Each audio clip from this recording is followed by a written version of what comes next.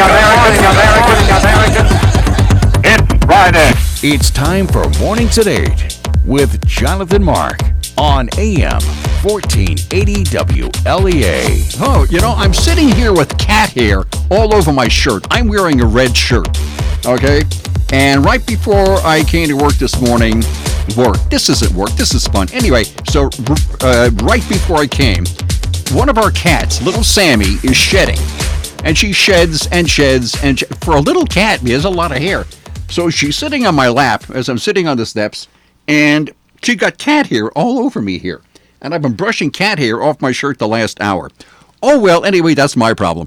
Well, it is finally Friday, the end of the week. Finally, a long and pretty interesting week. And next stop is the weekend. And here we go. Okay, as you heard Brian on his news just a few moments ago, this is graduation night for a number of area schools. And also tomorrow night, Saturday. So there are going to be graduation parties going on. I know I said this before. That's right. If you're an adult and you're the property owner and there's a graduation party on your property, do not let underage drinkers drink. Because, in the first place, it's kind of immoral, I think. And number two, if anything happens, let's say untoward, okay, you could be in massive legal trouble. And so just make a note of that. No underage drinking at your party. And a lot of people say, well, kids are going to drink. And well, that may be true. But true or not, you could get in a lot of legal trouble if you allow it. So I just thought I'd throw that in. Being a moralist here, there we go. Okay, let me see. Well, I was, it's funny. I thought the Democrats said, and were saying for months and months and months and months and months, the last year or two, that there is no crisis at the southern border. There is no crisis at the southern border. President Trump is making it all up. Well, I guess not. Because now they've kind of changed their tune. So there is a crisis at the southern border, but the Democrats are not concentrating on the tens and tens of thousands of people coming over the border illegally. Now they're concentrating on what? The children. Now there is a crisis, and it's the children. Never mind all the tens of thousands of people coming here illegally. So there is a crisis. Only it's a little different from, I don't know. It's all very strange. Well, speaking about strange, I was on the net this morning, and I told myself, let me see, what kind of lunacy can I possibly find on the net? What kind of lunacy is out there? And I found two that probably, I don't know, it's kind of probably the first one is a little crazier than the second one, but they're both right up there on the crazy train. This appeared in Newsweek. And the headline is, U.S. military produces more greenhouse gas emissions than up to 140 countries. And this is in Newsweek. And as I read this story and was reading, it's kind of a long story. And now there is no dateline on this, it's just in Newsweek. But if there was a dateline, it would probably be Moscow, or maybe Beijing, or Pyongyang, or maybe Tehran. I'm not quite sure because there is no dateline, but might as well be. And I quote, it starts off, the U.S. military's carbon footprint is enormous. Like corporate supply chains, it relies upon an extensive global network of container ships, trucks, and cargo planes to supply its operations with everything from bombs to humanitarian aid and hydrocarbon fuels. Our new study calculated the contribution of this vast infrastructure to climate change. And this is a study by three gentlemen who work at the Lancaster University in the UK. It's Benjamin Nymark, Oliver Belcher, and Patrick Bigger. So these three guys did this study at a UK university. It says, okay, this is their study. Greenhouse gas emissions accounting usually focuses on how much energy and fuel civilians use. But recent work, including our own, they say, shows that the U.S. military is one of the largest polluters in history, consuming more liquid fuels and emitting more climate-changing gases than most medium-sized countries. If the U.S. military were a country, its fuel usage alone would make it the 47th largest emitter of greenhouse gases in the world. In 2017, the U.S. military bought about 269,000 barrels of oil a day and emitted more than 25,000 kilotons of carbon dioxide by burning those fuels. And then it goes on to list how much the U.S. Air Force bought, how much the Navy bought, the Army, and the Marines. It's no coincidence that U.S. military emissions tend to be overlooked in climate change studies. It's very difficult, they say, to get consistent data from the Pentagon and across U.S. government departments. In fact, the United States insisted on an exemption for reporting military emissions in the 1997 Kyoto Protocol. This loophole was closed by the Paris Accord, but with the Trump administration due to withdraw from the accord in 2020, this gap will return. The U.S. military has long understood that it isn't immune from the potential consequences of climate change, recognizing it as a threat multiplier that can exacerbate other risks. Many, though not all, military bases have been preparing for climate change impacts like sea level rise.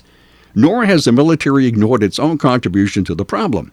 As we have, these three gentlemen, as we have previously shown, the military has invested in developing alternative energy sources like biofuels, but these comprise only a tiny fraction of spending on fuels. The American military's climate policy remains contradictory. There have been attempts to green aspects of its operation by increasing renewable electricity generation on bases, but it remains the single largest institutional consumer of hydrocarbons in the world.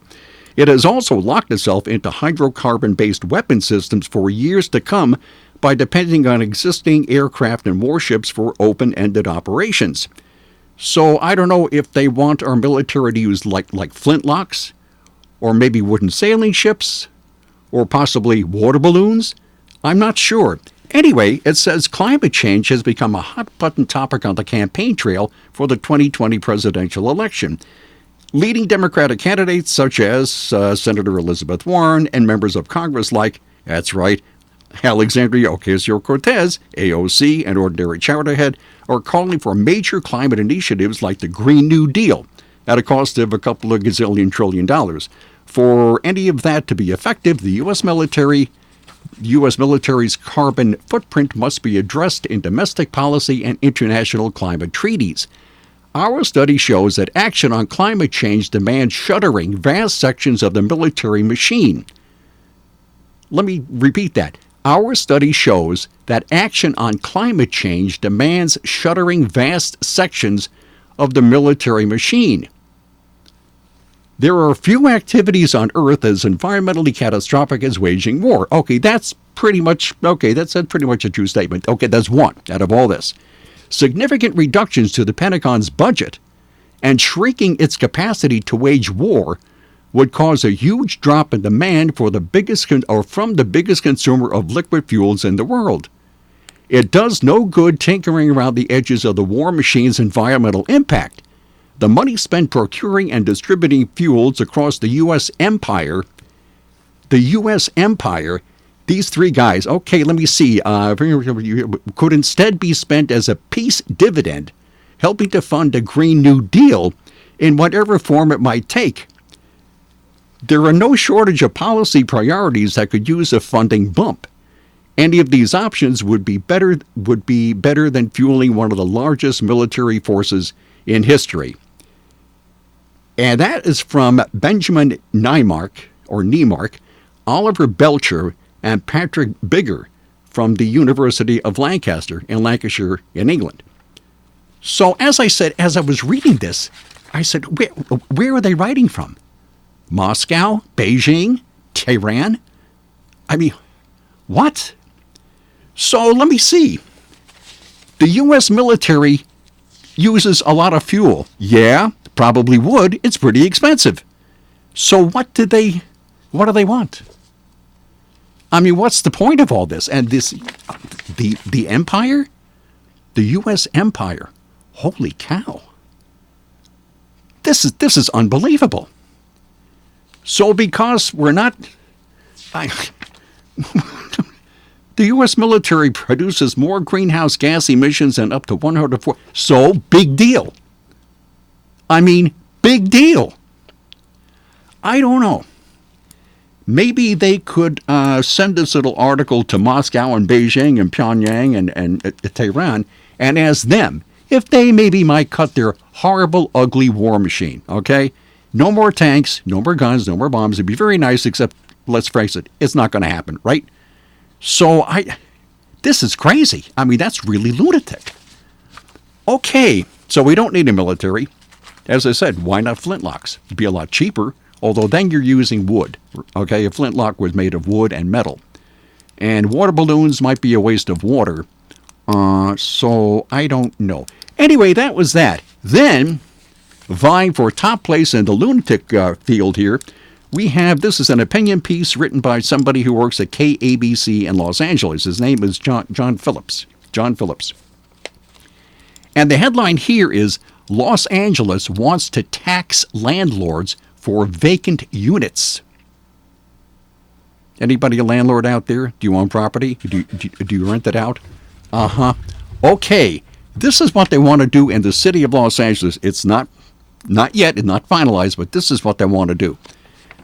Let me see, what's his name? Now, this is written by this John Phillips guy here. He says, just when you think things in the city of Los Angeles couldn't be any more dysfunctional, they managed to take the cake yet again. The city council is seriously kicking around a new tax on property owners for leaving homes vacant. He says, just think of it as the Tom Bodett tax. Either landlords leave the light on for you, or they pay up. The city councilman Mike Bonin and there's 4 others, have asked the city staffers to come up with a plan for an empty homes penalty or vacancy tax. And Mr. Bonin said, no bed in the city should be empty when people are being forced to sleep on the pavement. Empty home penalties encourage landlords to keep people housed. And they help raise needed funds to create more affordable housing. This is an important tool for addressing one of the root causes of homelessness in L.A., and it is a step we desperately need to take. Bonin claims that there are over 100,000 vacant units in Los Angeles and about 60,000 homeless people. So the idea is just let these homeless people sleep in your vacant units. That's the idea. So it would... What? Apparently, it would solve the homeless problem in L.A.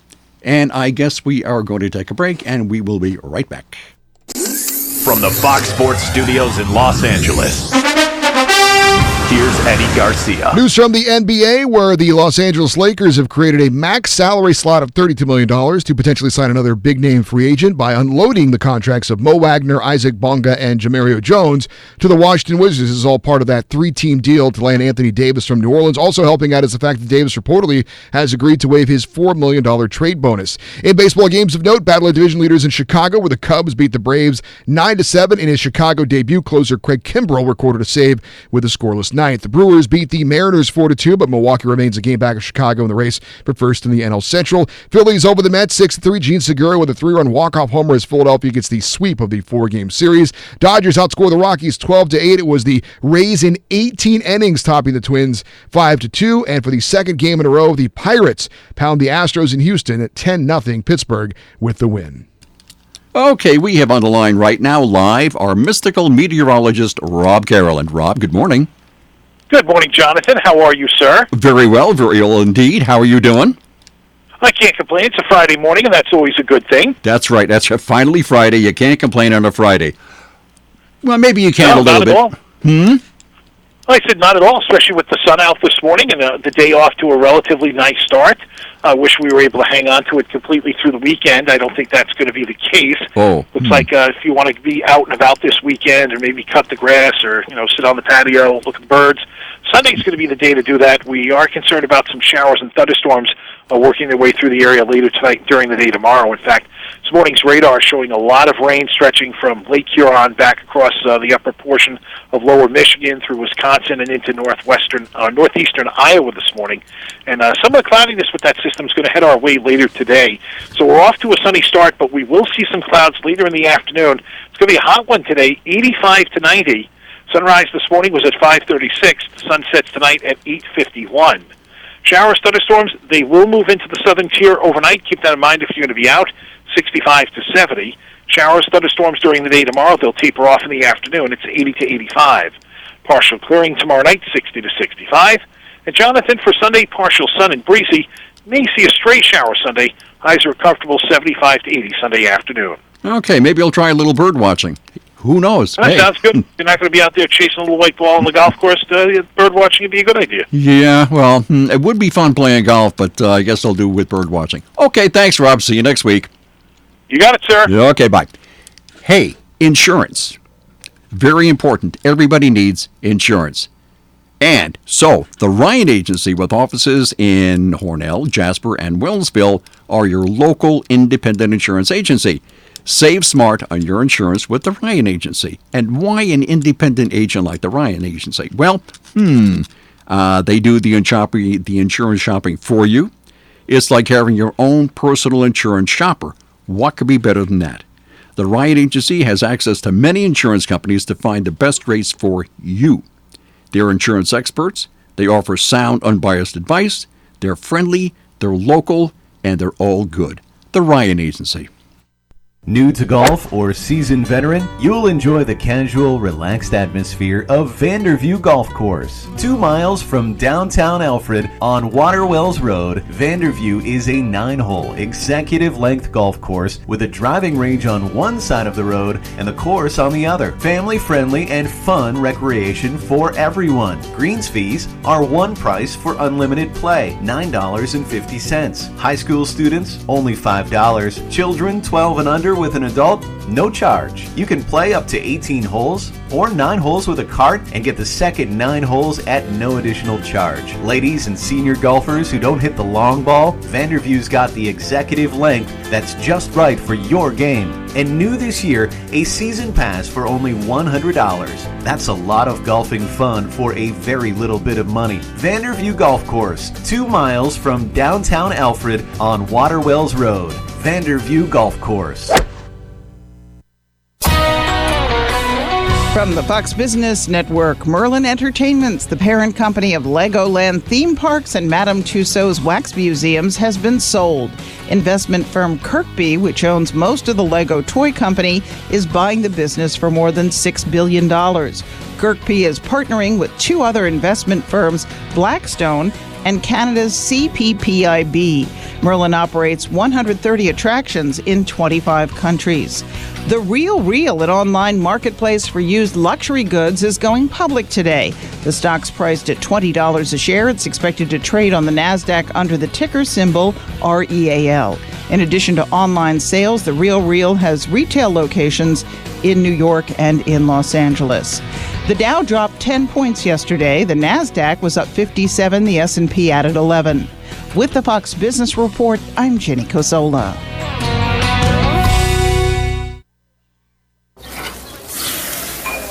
Summer is here, and Matt's got the barbecue out all ready to grill.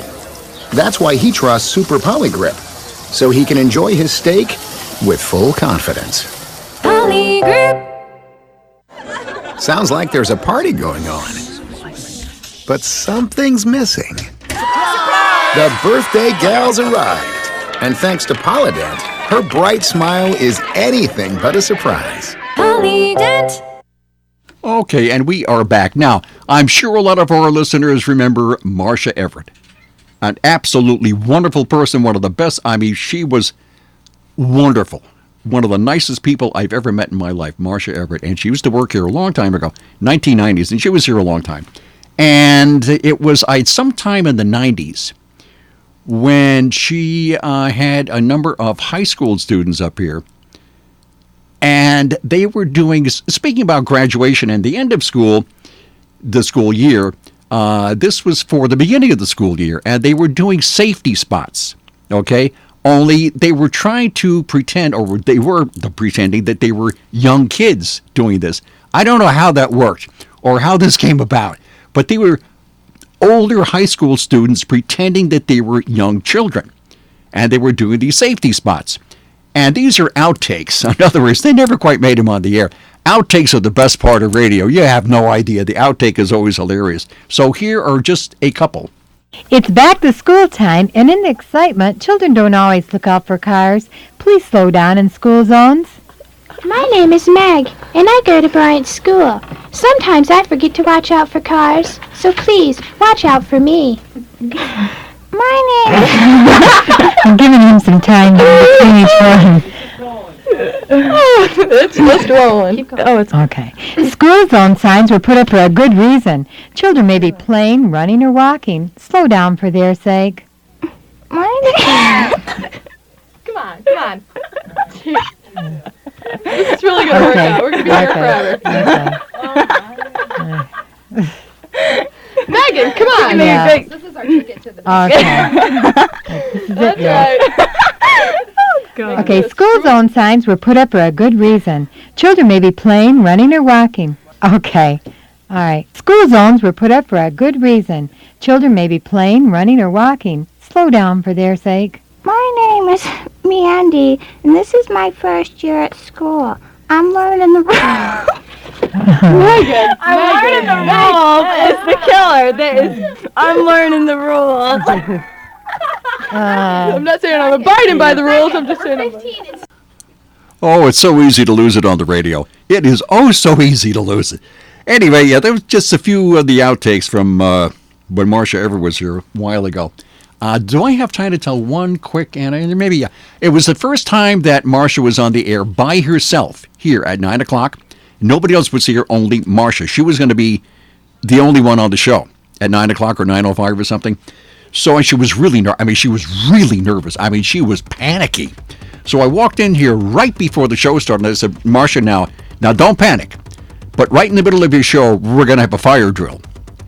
And a number of firefighters are going to be up here in the studio with you. But don't panic. Whatever you do, don't panic. It's perfectly okay. And I think she froze. She was a statue. She was totally terrified. Oh, Marcia. Yeah. So, whatever you do, don't panic. But a bunch of firefighters are going to be here, and the alarm's going to sound. But it's perfectly normal. It's part of the show. Okay, fine. That's it. And I guess I'll see you Monday at 8:05. Bye.